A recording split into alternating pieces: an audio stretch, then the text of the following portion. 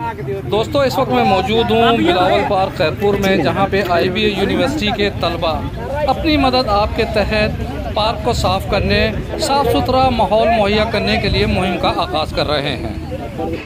We are from IBA Shah Abdul Latif University, and learning with activity is the motto of that IBA, Institute of Business Administration. They are business students and they study theory at university.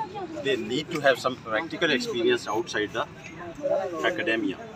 So industrial visits are regular features of IBA, and this is one of those visits.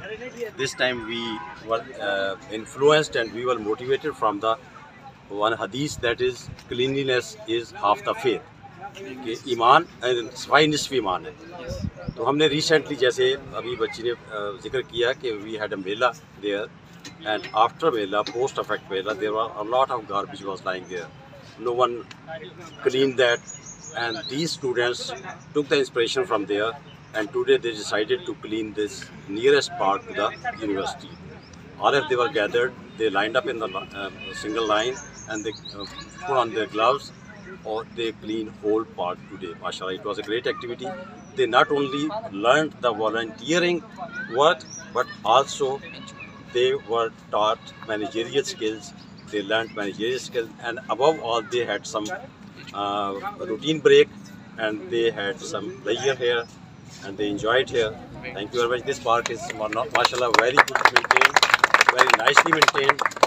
असां इन environment खे सुधारण जे लाइ, सिफारिश करण जे लाइ असां हिते आया आहियूं। जीअं असां ॿिनि माण्हुनि खे इहा जेका आहे अवेज़न करायूं त बाबा हिते सफ़ाई लाज़मी आहे, सफ़ाई तव्हां मेंटेन कयो, उहा सफ़ाई तव्हांजे नफ़्स ईमान आहे। असांखे कीअं मेंटेन कजे, ॿिए असां सर सां गॾु हिकु ट्रिप ठाहीसीं, उन ट्रिप में असां हिते आया आहियूं, ऐं हिते असां अची करे सर असांखे जेको चयो आहे उहो मेंटेन कयोसीं। असां हिते हर हिकु शयूं मेले करे ख़बर विधो आहे।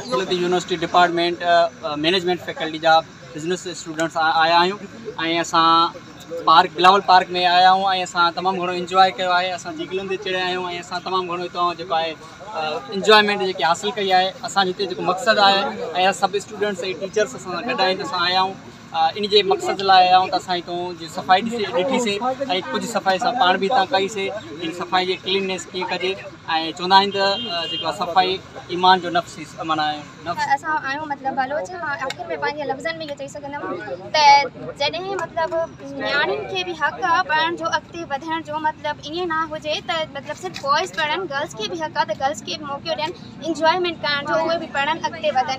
ऐं मां पंहिंजे लफ़्ज़नि में पंहिंजी ॿोली में कुझु चवणु चाहींदमि त ज़िंदगी में बाज़ ॾुख आहे, पर ज़िंदगी हमदर्द भला ॾुखिया ई वक़्तु गुज़रा वास्ते हर इंसान है, पर ज़िंदगी हम छिंगा गुज़ारी हस्ती खम्बे मर्द मार वही टैलेंट भी ऐं हिम्मत भी त छिंगा ज़िंदगी गुज़ारवी, ऐं छिंगा वार मतिलबु मेंटेन खनवी सिचुएशन आहे, छिंगा गिंदवी चितर ॾुखिया ई वक़्तु में चितर मर्दुम लोग तॾहिं त खम्बे